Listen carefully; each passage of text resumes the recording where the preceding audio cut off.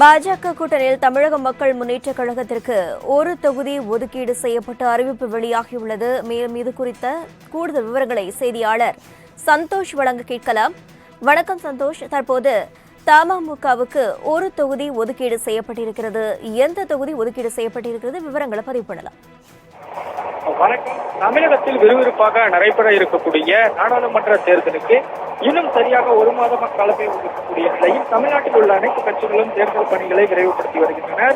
அந்த வகையில் காலை முதலில் இருந்தே இந்த பாரதிய ஜனதா கட்சியின் உடனான கூட்டணி கட்சிகளுடன் அந்த தொகுதி பங்கீடானது ஒப்பந்தத்தில் கையெழுத்திடப்பட்டு வருகிறது.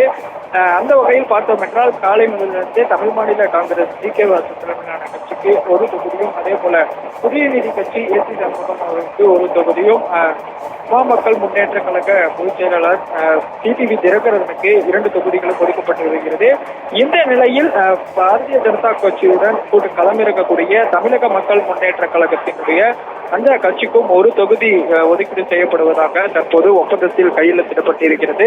குறிப்பாக இந்த தொகுதி வேட்பாளர்கள் யார் நிற்கப் போகிறார், குறிப்பான எந்த தொகுதியில் போட்டியிடப் போகிறார்கள் என்பது குறித்து டெல்லி தலைமையிடம் பரிசீலனை செய்யப்பட்டு அந்த வேட்பாளர் பட்டியலில் மட்டுமே தெரிய வரும் என்றும் பாஜக சார்பில் நமக்கு தெரிவித்திருக்கின்றனர். அந்த வகையில் தற்போது தமிழக மக்கள் கழகம் பாஜகவுடன் கூட்டணியில் இந்த நாடாளுமன்ற தேர்தலை மக்கள் முன்னே சந்திக்க இருக்கிறது. அவர்களுக்கான அந்த ஒரு தொகுதி ஒதுக்கீடு செய்யப்படுவதாக ஒப்பந்தமாக இருப்பதும் குறிப்பிடத்தக்கது.